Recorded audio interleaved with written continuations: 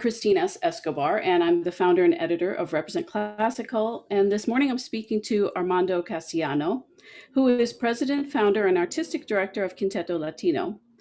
Founded in 2004 and based in the San Francisco Bay Area, Quinteto Latino is unique as both a professional wind quintet and a Latino music education network.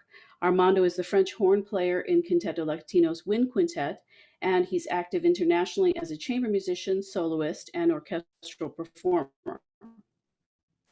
So, Armando, your organization recently achieved nonprofit status, and the quintet has celebrated its 15th anniversary. Um, could you talk a little bit more about your mission, and has it sort of coalesced further because of these milestones?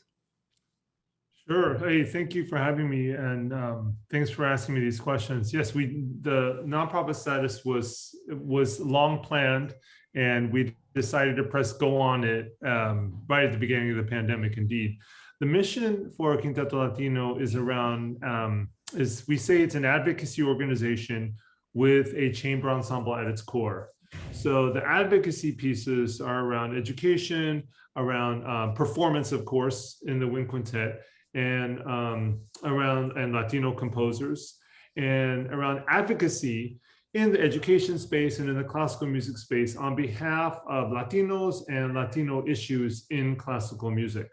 So an advocacy organization with a professional ensemble at its core, and the ensemble was the beginning of the organization, and we turned into an advocacy organization after about, I don't know, 10 or 11 years together. We decided there was just such a pressing need, and it was so natural for us. We only play composers who identify themselves as being Latino, Latinx, or Latin American. And so that means Latinos from both in the United States as well as throughout Latin America and the world, who identify as having roots from Latin America. And the music we play is generally just Western contemporary and classical music. It sounds like all the Western contemporary and classical music. It just happens to be by Latino composers. Mm-hmm. And the genesis of the organization was so that I could play composers that represented my identity as a Latino, as a Mexican American. I did not have the opportunity to do that. Going to conservatory, going to music school, learning music, to my best recollection, only performed white male composers. And so I wanted to create an organization and show the classical music world that you could have an entire performing arts organization, that there's so many Latino composers that you could do this and only play Latino composers. And I still have boxes and boxes of quintets. We'll never live long enough to be able to play all the quintets written by Latino composers. There's that many. And that's what I wanted to show the classical music field, that the issues are relevant, they're important, and there's so much music to play, even though we rarely play it here in the US. That's great. Yes, I'm aware of the Institute for Composer Diversity, and I know that their catalog is, a portion of what is, available probably as they grow their catalog and their resource lists. And there's just so much. It's just amazing, how very few pieces are performed just in the United States alone.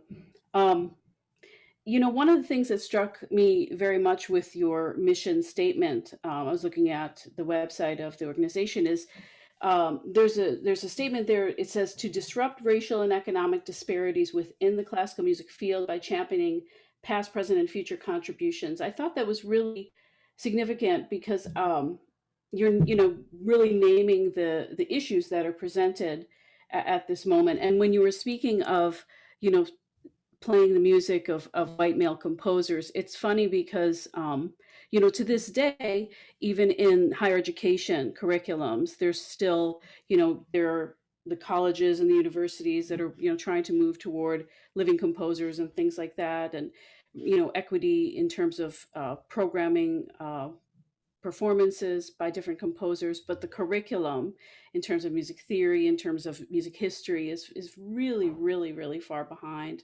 So it's wonderful that your organization is really addressing that.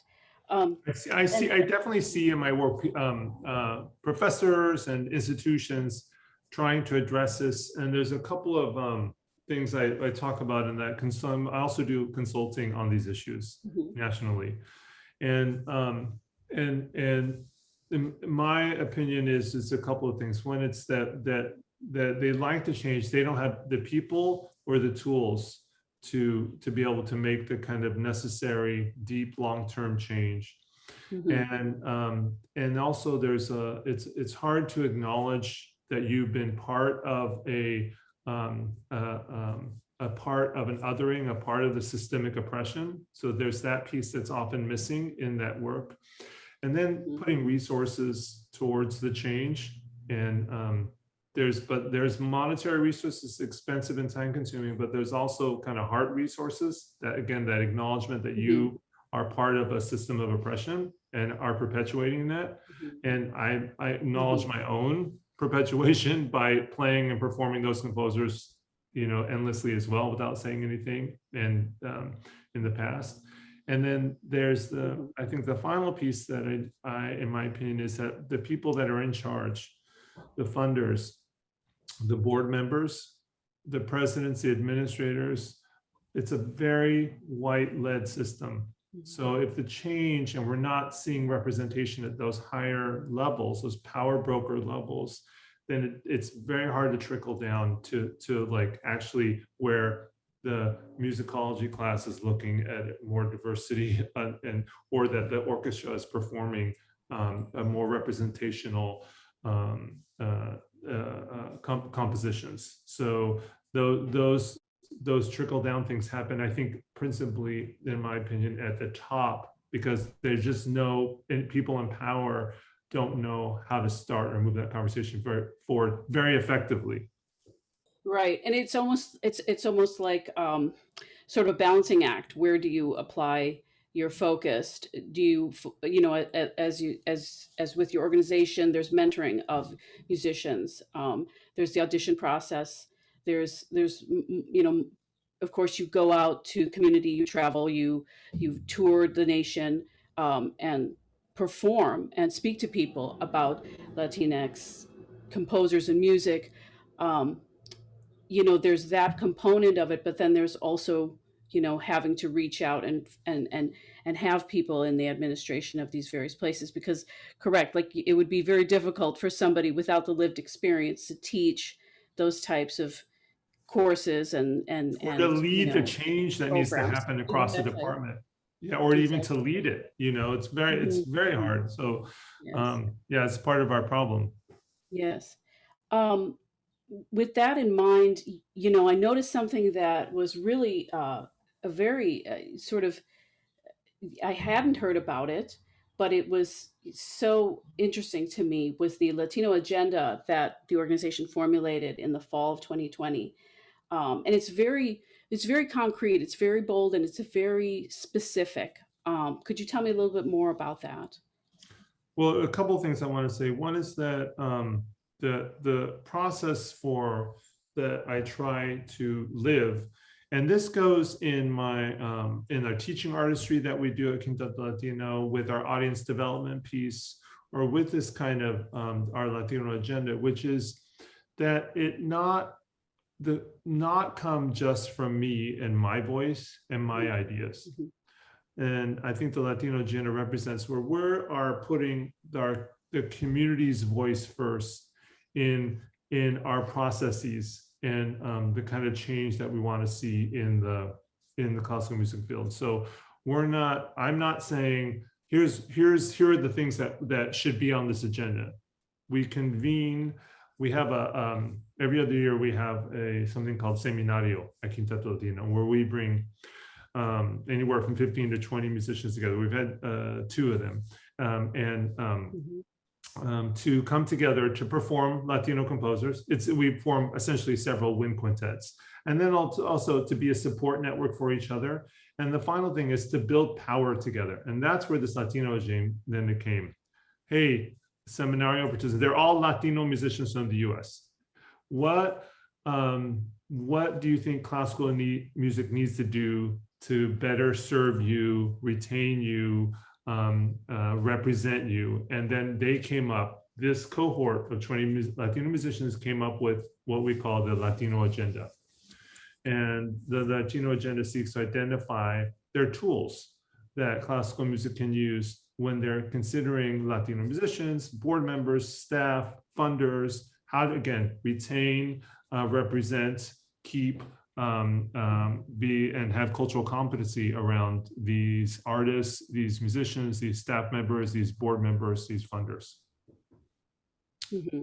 So how are you making this available to the different, different orchestras, different music organizations, ensembles? How are you reaching out to let them know that this is available, that there's, conversations or information that, if they want to bring this into their organization or their group and apply, various ideas from it? There's a couple of different ways. One is, well, it's on our website and it's available. Mm-hmm. We've been using it and talking about it and sharing it in our work, in our consulting work, in our performance work. I mean, these are things, what our constituent of 20 musicians came up with are things that indeed Quinteto Latino talks about in the field. So we talk about them in our concerts. We talk about them in our development process, in our fundraising process. We talk about them in our teaching artistry work, and so they're really a core part of the organization. And in fact, the DNA of the organization, many of those ideas came from. And Mm-hmm. so it's a natural place for us to start many conversations, again, from contracting to fundraising, to teaching artistry, to performance, to audience development, to discussions with presenters. They're a kind of core part of our work, and we hope to expand on them, codify them, put some benchmarks behind them in the future as we have more seminario events in the future and more artists coming on. Mm-hmm. I also recently got a chance to watch, I think it was the second episode in the California Adelante webinar series that you have Thanks on for your coming to YouTube that. channel.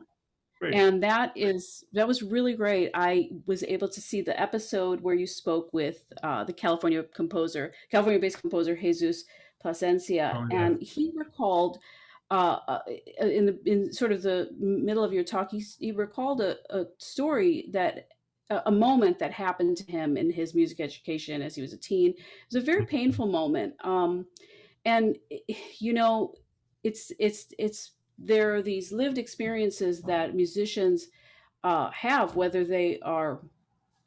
it's childhood, college, professional experiences, teens.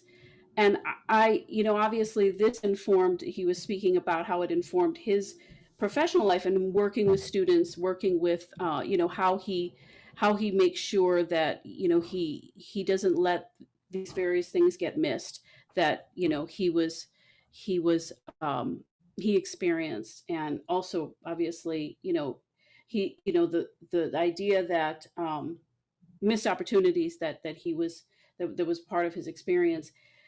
As far as the lived experiences, I feel that the musicians not only take that into their perspective of the industry, but also, I'm wondering, does this inform sort of the playing, the expression of the music as well? Not necessarily the painful moments, positive moments, cultural moments, influences that you have as far as music that you grew up with. That is, I know for example, I'm Filipino and Greek and Irish, and my son is a musician, and he is very active in, finding out a lot about Filipino composers, and he's a composer as well. It informs his music in terms of influence. Yeah. Do you feel that Right. as far as a performer, as a French hornist, do you feel that cultural experiences also inform your expression of the music? Well, undoubtedly, I have a lot to say on this topic. This is a big topic that's evolves. I continue to learn from. I learned from about this on the experiences of the artists in the seminario cohort of musicians I was talking about, how they navigate these issues and how it affects their musicianship, about talking about with students in conservatories that I work with as a consultant there, and how their journeys around this issue. And I have a couple of examples. One is that I have found, after playing so many years of Latino composers, that with Quinteto Latino, and so all five musicians, it's a multiracial group, and all five musicians are trained in music schools. So, right, so we had the same colonized education, all five of us, okay, of a nice a nice mix of diverse white male composers, and mostly straight facing. Let's just put it that. Let's just say they have straight identities, whether they were or not. That's what we were taught. So with that, that's what we were fed and what we were brought up on. And then after playing these composers that are Latinos for so many years, and I remember the beginning was very hard because the music felt different to us, and we had to decide what was going to be our take on the music. Our if we played something that was inspired by a folk song, should we move towards a folk song and try to play it like that, or should we put our contemporary spin or go to our training and then have that be the seed for the musicianship, and or is it a combination of all those? And that's that. And because we've been together for so long, that we can have navigate that and spend years, trying different things and deciding. I think ultimately in the end, I lean towards what brings us the most joy in terms of how we play something. How does this communicate most effectively what our interpretation is to the audience, and worry less about the inspiration from the folk or even our own training, and just rely on ourselves as musicians and what is most inspiring to us and therefore the audience that we can convey to them. Another story around that is I was talking to a musician recently, a mentee, and he was asking my advice on some things, and I was talking about it, and I'd heard him play before, and what I told him is I really I think you're a good musician and you sound good. What I hear when I talk to you as a mentee, he's already a professional musician. When I talk to you, you're so excited, you're very animated, you have a lot of ideas, you're incredibly diverse in your experiences. And then I hear you play, and I didn't say I'm bored, but I just what happens? You lost me when you play. You're not this expressive, beautiful man who's very politicized and very open and very clear, becomes this musician that this is not the same person. I feel like your musicianship, what happens? And I need that excited, diverse, politicized, woke man to have it come out of his flute too, or his instrument, or whatever instrument. And he was sharing with me that he felt like he had been that person early on in his career as a flute player, and it had been kind of taught out of him. Like the teachers had taken that away from him, or told him to not do that, or didn't accept that expressive man through his flute. And so, and how painful that was for him, and also me challenging him to let that come out. They're not there anymore. Just be yourself. And I don't think that journey is unique at all. I know it's happened to me too. And so, but I feel a lot of inspiration and joy from younger musicians who are in conservatory now, in school now, really questioning the system and questioning how their teachers teach them and what they're playing. I appreciate that happening. I want to support them as much as I can. That's great. Yeah, this is I think a really good moment. I think, obviously, having experienced the events of the past year, I feel like the momentum is with us to sort of move forward with this. And as you say, the newest generation that's in music schools right now, I think I read something that their generation is going to be the first generation that's not minority, it's not going to be majority white. So that obviously there's work to be done in terms of who's leading programs, who's leading organizations and orchestras and whatnot. But do you feel like you're seeing the change, the rapidly changing landscape, or sort of seeing some of that on the horizon at this moment right now?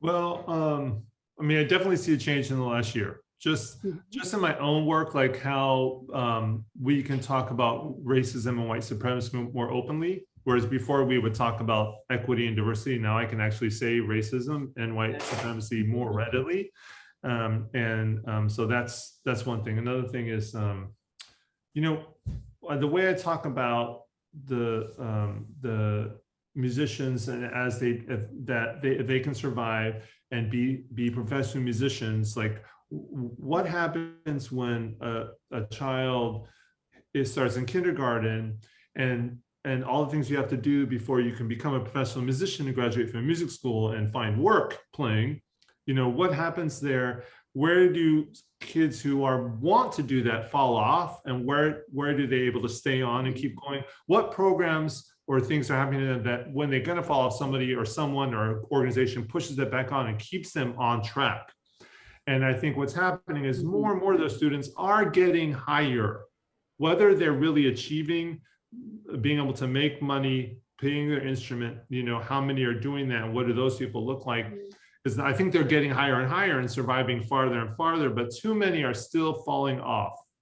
And our advocacy and education work is around why. Why is that happening? What programs are keeping them on?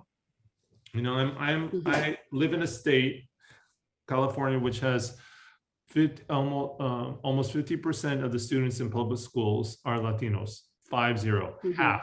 Every other student in a public school in California is Latino. Now, when I play in an orchestra, in a professional orchestra, usually I'm the only one, maybe one other, maybe. So that's what I mean about, like, okay, if you have 50% of the students, I'm sure some of them want to be classical musicians. Why are all of them falling off and nobody able to survive to the point of being able to? Now, it could be that they're here. I think part of it is just they're not being hired. It's a very closed system. The contractors are, they hire people that look like them. Why not? Why wouldn't they? Who's right in front of them? Who's normally been hired?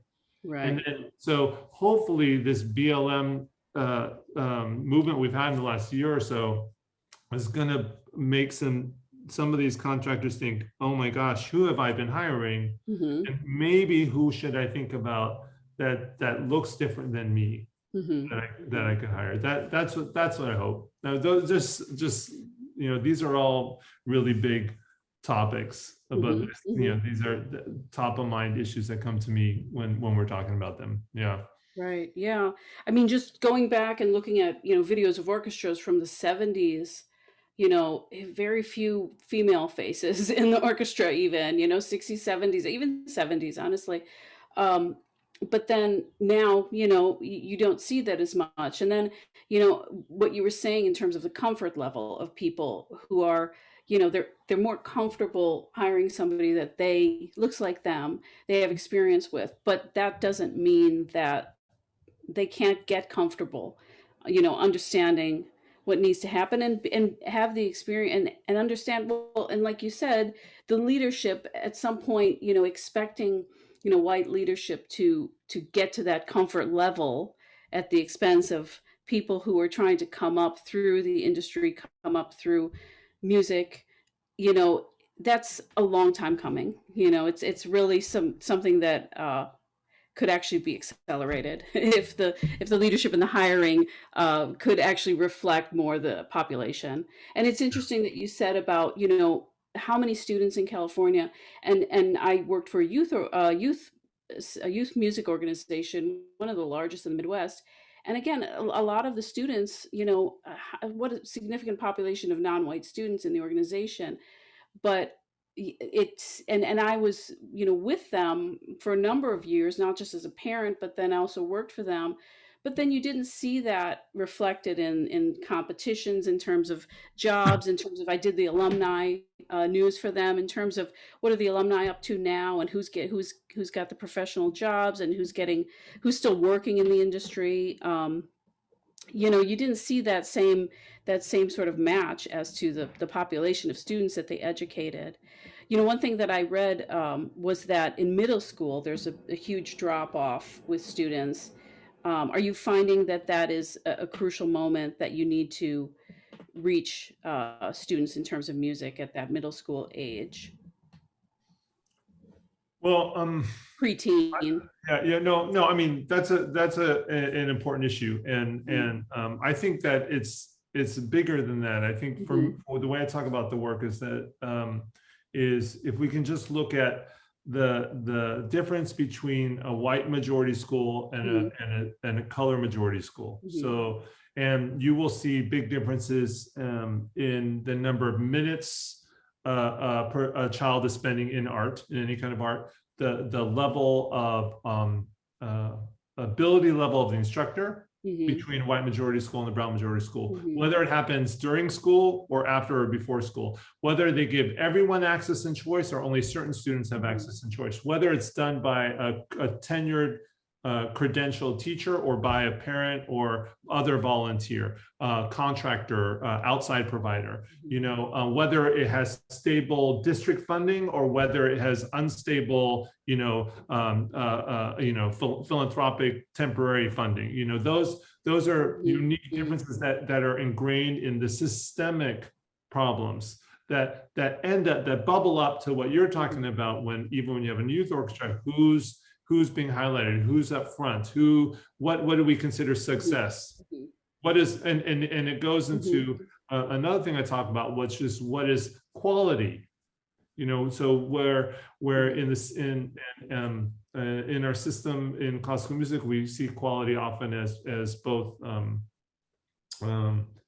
great musicianship and inherently pleasing to us, and kind of evoking of the audience member of feelings. And those two things really go into quality. And what I've been trying to talk more about is a third type of piece for quality, which is around cultural competency and an ability to communicate with the audience members.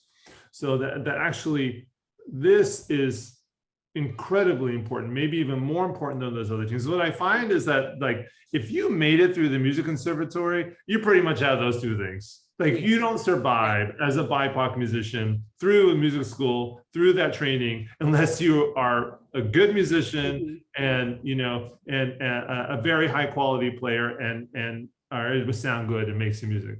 But if you cannot, I find as many classical musicians are not good at the cultural competency piece, communicating with audiences. And I see quality as all three of those. And this third one is what's really lacking. Most musicians have these two. This one is harder to get. And I think if you have this other one, you'll be able to speak to your audiences. So having arts organizations have the cultural competency, essentially, to do better audience development and speak to more diverse audiences. Right. That's definitely something that I've been thinking about, in terms of, we saw a lot of, possibly some, at times it was genuine, at times it was performative inclusion over the past year of different musicians, in terms of and also different musical programming. But with live performance coming back, you sort of wonder, how much of that is going to be lasting, how much of it was out of desperation, or it's, I do think that there is quite a bit of really good stuff still happening. But like you said, the cultural competency, being able to relate and being able to reach your audience, whether whatever urban setting, sort of traditional setting, anything, those are things that I think a lot of music organizations were forced to reckon with over the past year, not just in terms of the pandemic with, we've got to bring everything online, but just who are we actually reaching? You know, who is actually, I mean, because if you think of the traditional classical music audience, you're going to see a lot of, you know, you're going to see a lot of white faces. You may see a lot of older audience members. And some of those people may or may not be attuned to doing things, watching performances online. It just might not be something that they are interested in. They might not, you know, a lot of them have gravitated toward it, but, you know, you kind of wonder. What I've seen a lot is a lot of different, you know, new organizations and new ensembles and musicians doing really creative things online, doing really creative things, and that's sort of translating itself into live performance. So you do hope that that continues. Possibly, yeah. Mhm. You know, um, so I want to ask you a little bit what's coming up in the near future for Quinteto Latino. Any new initiatives, programs, or live performances on the coming horizon? You know, here's what I want to focus on for next season. I've been telling the organization, and one is that we've just been through so much in the last year and a half. It's been really hard to stay together, to stay afloat, to be here. We are inspired and amazed at the larger institutions, which are mostly white-led and white-run, and because they have access to that funding, where smaller nonprofits like ours, especially the color-led ones, I really worry about them falling off the radar and losing momentum, that our hard-earned momentum. So, and us too, Quinteto Latino having access to funding, good multi-year general operations support funding really hinders our lack of access to that. We have some, but really hinders our ability to move forward. So my hopes for the near future are we're leaning into what's happening regionally even more. We're good regional partners. We have a lot of regional partnerships and contracts, but doing that as much as we can as we slowly come out of the pandemic. So we hope to have our a series of concerts next year that we program ourselves. We normally don't self-present, but we're going to continue doing that. Next, at the end next season, we'll be having our next Seminario Institute, which we're planning on right now for the end of next season. And I'm really excited about the pieces in our formal concert next year, which include a commission by the composer Gabriela Elena Frank called Mitos, which we also do as a residency project in schools, which involves theater and a multidisciplinary art. And we also have another commission by a New York-based Colombian American composer named Felipe Sachicha Nieto, called Cusa. And those are two pieces as part of we have two commissions next year for our formal program, which is really rare for us because they're very expensive and very hard to find commission money. So we have two. And another piece called Puzzle Tocas by a composer from Mexico City, which is a standard rep, which we love playing that one. And so I'm excited about those three pieces, to be doing some self-presenting and to lean into our regional partnerships. We actually just started coming. We played a few concerts in the last few weeks. We played at 3 schools, which was amazing that the schools let us come in because we have strong multi-year partnerships with them. We're the only outside service provider that was allowed in that school before the school year ended. And we also played at a community center that had launched a grand opening for a building called, the community center is called Casa Circulo, and they provide free art and music and lessons to in the Latino community in Spanish there. And it's a great partner for us. We played at their quintets at the launch of their building. So, leaning into regional partnerships and continuing to be able to perform these composers that we have commissions from. That's great. It sounds really wonderful. A lot of exciting stuff coming up in the next year. Thank you so much for taking this time to speak with me. It's been really my pleasure to learn more about Quinteto Latino and speak with you this morning. I love talking about this stuff, and I love mostly sharing what a community of Latino musicians cares about and thinks about, and how classical music as a system can better support them. That's really what I hope to do. So whenever I'm allowed to do that, I'm really excited. Thank you for giving me the opportunity. Sure. Thank you so much. And best of luck with everything in the future. Thanks, Christine. Bye. Okay. Bye bye.